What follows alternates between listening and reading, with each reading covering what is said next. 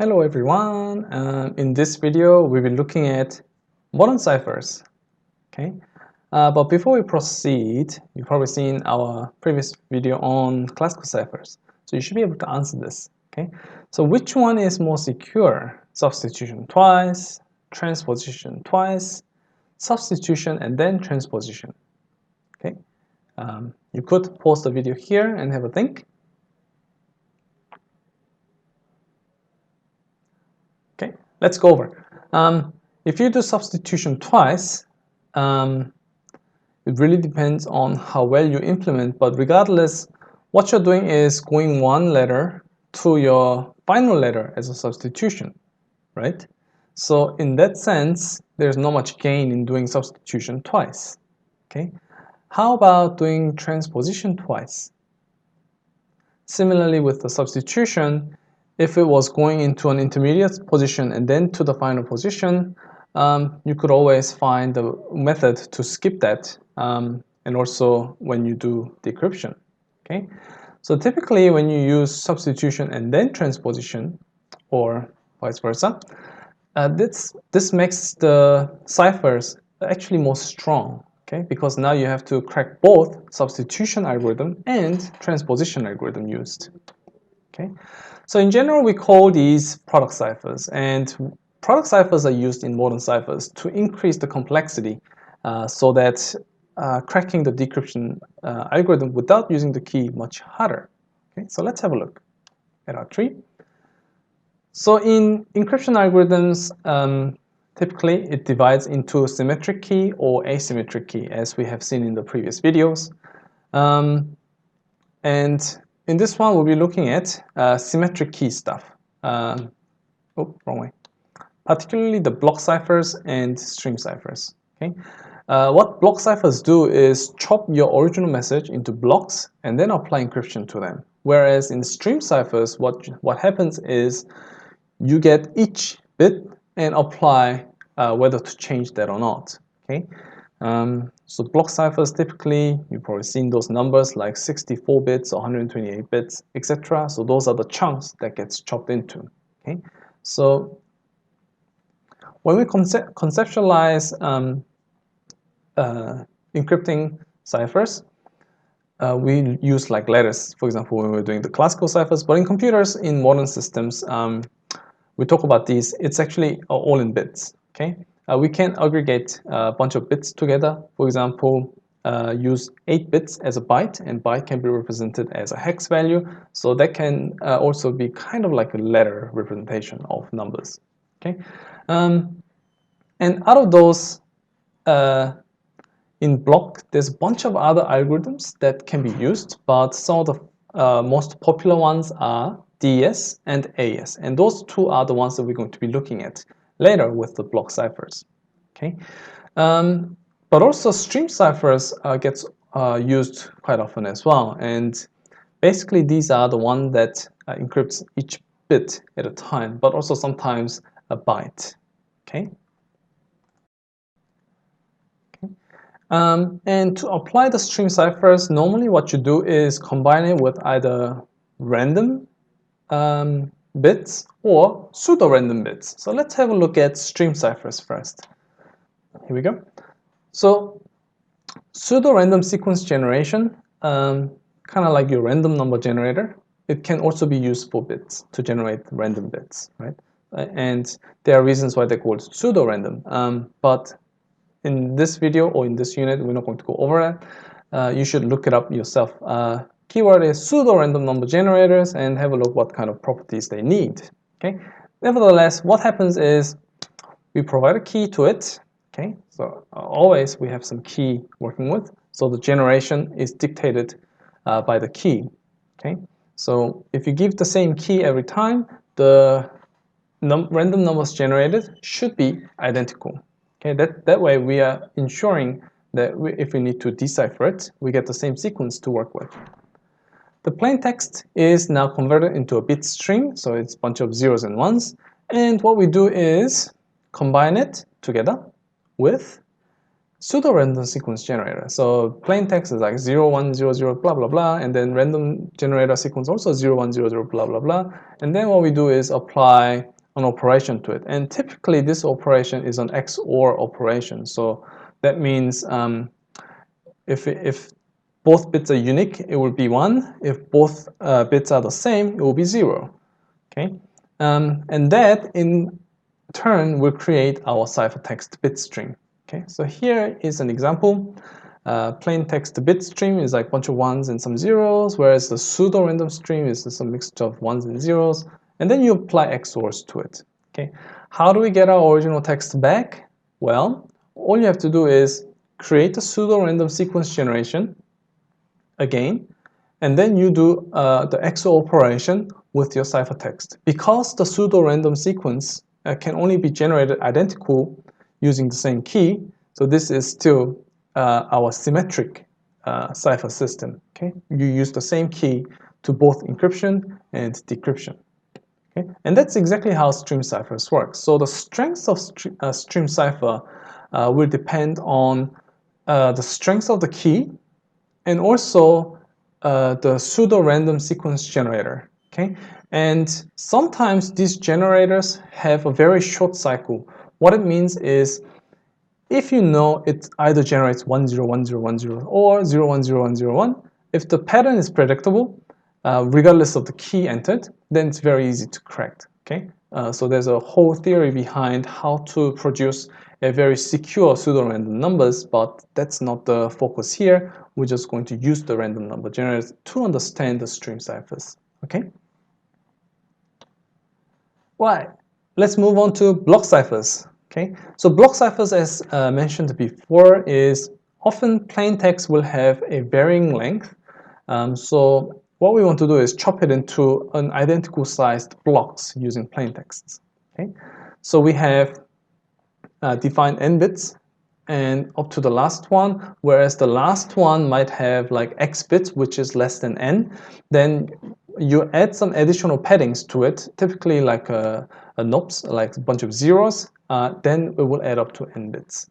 Okay, so for each block that we generated, what we do is now put it into block cipher. Okay, and also the key is used. Typically, it's either k bits, arbitrarily defined by the cipher. And by putting both of them into this cipher algorithm, we can generate the n-bit ciphertext, so the size will be the same. Okay, there's a bunch of different modes to do this, like ECB, CVC, and so forth, but this will be covered in our next video. Okay, stay tuned. So what does it look like? Both ideas are quite simple and probably very hard to distinguish which one to use in different contexts. So let's have a look at their pros and cons. So it's kind of like this. The pros of stream cipher is that the speed of transformation is very fast because you can generate bit streams on the go, and this can be done very quickly. And hence, because we are working with bits, even if there are errors, when something happens, for example, in a transmission, there was some spikes in voltages that changed, flipped bits, for instance. And those are only applicable to when you're transferring the data, and they can be handled by error correction algorithms on the networks. If you're not sure about it, you can look at computer network nodes.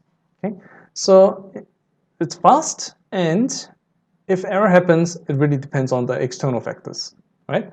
But because of those factors, the cons are that it has low diffusion because we are only working independently. So there's really hard to ensure that as a whole it will achieve high diffusion or not. Okay, and as a result, also susceptible to malicious insertion and modification.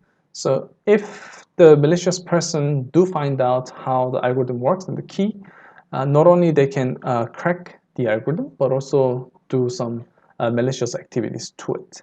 Okay, so there's some cons on the stream cipher. How about block ciphers? Well, the pros are that it provides high diffusion, so it's kind of like trusting to the stream ciphers, and also immunity to insertion of symbols. So once they insert some symbols, it breaks the ciphertext to be retrieved to plain text because there's a lot of high diffusion on it. Okay, but the cons, of course, is very slow sometimes, and depending on the mode, we do observe some error propagation. So that means if I have like a single bit error in a block, then the whole block becomes corrupt. So you lose a whole bunch of information unless the error can be corrected. Okay. So we can see that the focus of them are slightly different. So the stream cipher is focused on the performance aspects while providing security, whereas block ciphers are trying to provide proper security in exchange to performance. And over the time, people, while they were arguing this, eventually people came to the conclusion that we did need to provide security, so a lot of people do opt out to use block ciphers. Okay, hence current encryption standards are things like using the DES, AES, and so forth. Okay, so let's have a look at DES first, the one that has been proposed for a long time, where some applications still use some, right? So DES is a data encryption standard, okay, and this is a block cipher, so which means the original ones get chopped into blocks, and the size of the blocks are 64 bits. Okay, so a plain text will be chopped into 64-bit blocks. The key is also the same size, 64-bit original key, which includes 56-bit key plus 8 parity bit keys. So essentially you actually provide only 56 bits, and then the parity bits are added. And then it will generate 64-bit ciphertext. Okay, so picture speaks 1,000 words, so here we go. What's happening with DES is quite simple. So we know that combining both transposition and substitution is the way to go. And basically what's happening in each round is applying them both with a different key.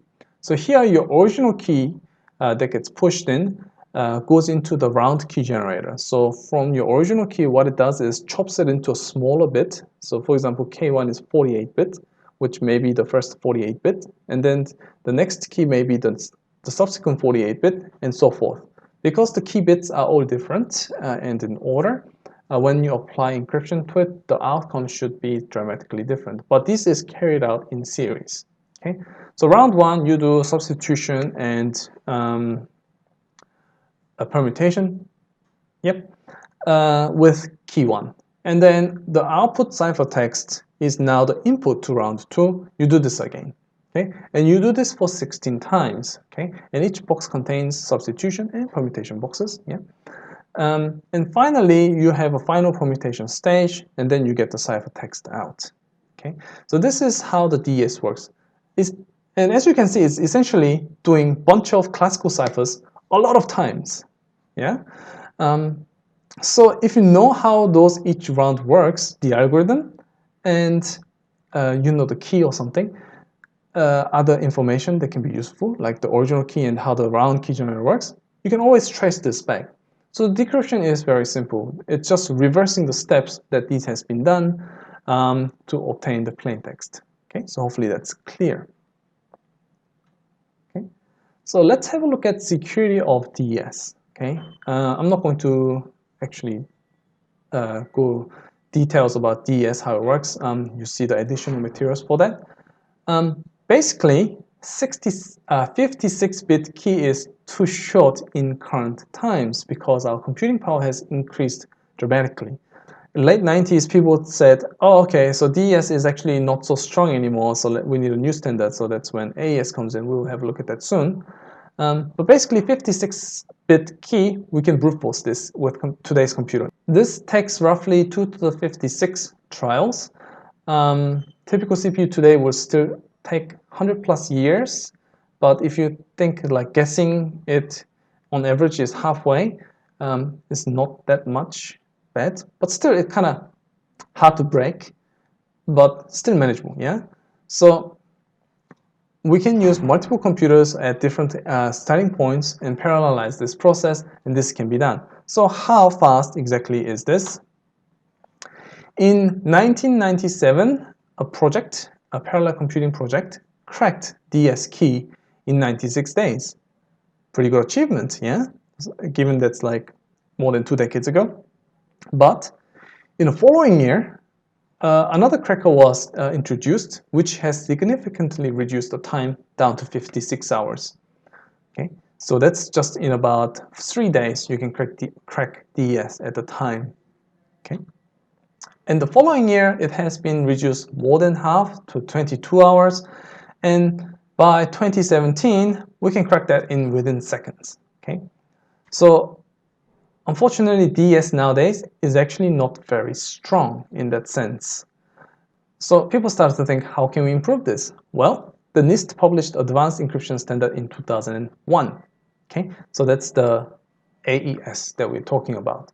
And actually, AES is a competition amongst a lot of different cryptanalysts and cryptographers to produce a better encryption-decryption algorithm. Okay, so there were a bunch of candidates, and a lot of them were actually pretty good, and only one got selected, which gets the term AES that is being used today. Okay? Unfortunately, at that time, all the hardwares and softwares were built for DES, which means using AES straight away was a difficult thing to do. Kind of like you bought a bunch of equipment for your specific operating system right now, and then you're migrating to something else, something brand new, okay? Then all the subscriptions and other things you paid for suddenly becomes useless. And a lot of people were in that situation at the time. So let's not waste it, people said, and decided to come up with some different ways to do this. Solution is, let's use DS multiple times, right? So if we chuck in DS more times, there's more rounds to do, so maybe how to crack with more keys or whatever, right? Well, the question is, how many times do we need to do this, right? So before moving on to the next slide, have a think about how many times you will need to make this more secure. Okay, assuming you have done so, let's have a look at an example by using DES twice. Okay, so 2DS kind of looks like this, right? You can retrieve the ciphertext by encrypting the plain text and then encrypting that ciphertext with a different key to get the ciphertext, right? Yeah, so alternatively, rather than doing encryption twice, you could also achieve something similar by doing encryption first, but with the decryption, you use different key, okay? Because you are still going through all the rounds at the same way, you can do encryption using K2 to retrieve the semi version of the ciphertext, and then you do decryption with key 1 to retrieve your original ciphertext. So there's a few different ways of doing it, but you can use 2DES, right? So how secure is this? That's the question. So let's assume that we have a known pair, plain text and ciphertext. Attack is as follows. Okay, encrypt P with 2 to the power of 56 possible keys for K1 because we don't know K1, and on the other hand, we decrypt C with the possible keys for K2 as well. And if that encrypted P matches the decrypted C, then we can try the keys on other pairs to check whether this is correct or not. Okay, if this works, then it is highly likely that our guessed key pairs K1 and K2 will be the original K1 and K2. So you can think like this. This is one DES, okay, and by brute forcing this, we exhaust all the keys one way. Parallel means you have multiple starting points and reducing it, right? In 2DES, what's happening is you have one DES up here, the other DES down here, okay? And by trying to exhaust keys from both ends together, we can finish by exhausting both of them, okay? So How much did it improve from 1DES? That's the question. Is this an improvement from this? Have a think before you move on to the next slide. If I can do this with one computer, and if I can have another computer doing this, then if I have two computers, the time complexity is the same. Okay, so the computing resources you need more, but time-wise we haven't saved much. So the time to crack this is still the same as using 1DES. All right, so 2DES, not much improvement there. So let's have a look at triple DES. In practice, we can do encryption, decryption, encryption, okay, ED encryption. But of course, you can do EEE or EED with different key pairs as long as you have the opposite direction for decrypting. Okay, how many keys do we have here?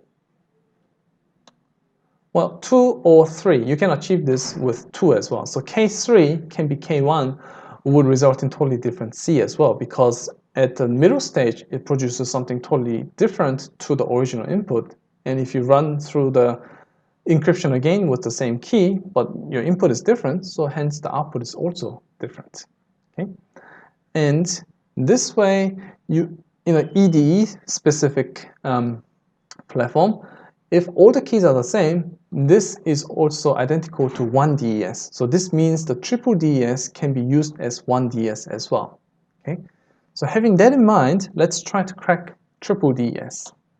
Okay, how we go about is similar to cracking the 2DS. We try to meet in the middle where the two known pairs are likely to be the same. Okay, so here it requires a known pair of A and C. Okay, so A, which is an output from encrypting P, and C, which is the ciphertext. Okay, encrypt P producing value A.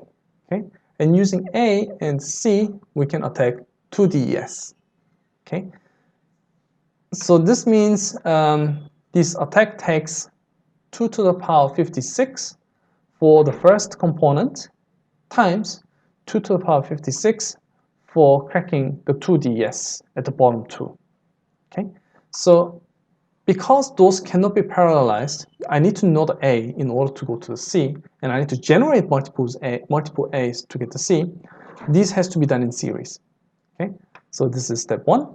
Step 2, whereas when we had 2DS, which is only those last 2 boxes, can be done at the same time. Okay, so this means we have increased the time taken pretty much twice. Okay, because we have increased the number of steps to 2 to the power of 112.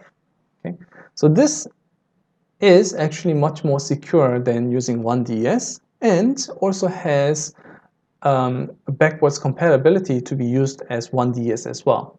Okay, so assuming a 64-bit key is now used, you will require 100 million computers with 1.6 terabyte hard drive to carry this out.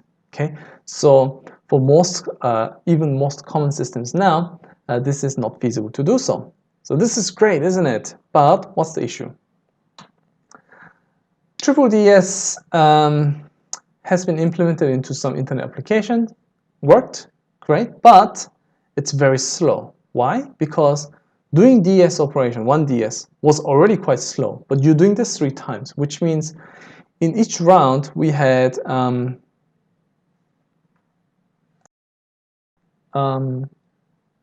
16 rounds, but now you have to do those 16 rounds 3 times, right? So that's 48 rounds altogether, which takes quite a time to do. Okay, so unfortunately for modern applications that require like a real-time performance, triple DS was not able to cope with those. Okay, so let's have a look at its successor AES, because eventually people will make hardwares and softwares that complies with AES, so people slowly moved away from using DES. Okay. AES stands for Advanced Encryption Standard, as mentioned previously. So it was again introduced in 2002 through a competition. Okay. This now has a block length size of 128 bits. This is fixed block size, so everything converted to 128 bits. But key size can vary depending on depending on how strong you want to choose your key. Okay, and also depending on the key size, your number of rounds are also changed. So let's have a look at what it looks like.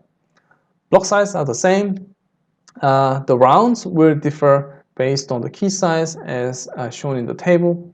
So if the key size is 128-bit, the round is only 10, all the way up to 14 for key size 256.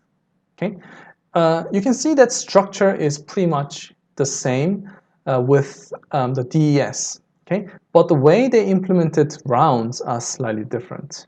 Okay, so let's have a look at a little bit more details. In each each round, the 4 functions are used: byte sub, shift row, mix column, and add round key.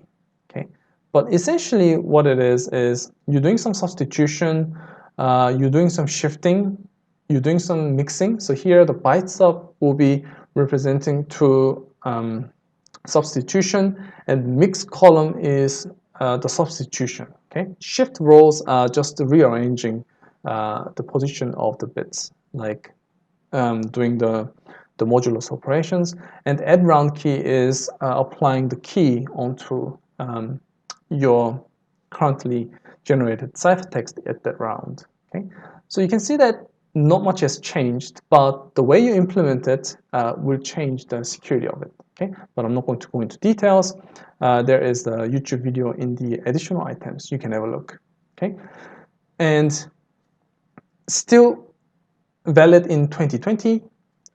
This video is 2020. Yeah, that no practical exploits are possible against AES. So because the key size is quite large, you have 2 to the power of 126 operations needed to break 128-bit key size AES.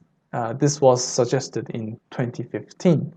Other approaches include side channel attacks, but that's no particular interest in this particular video.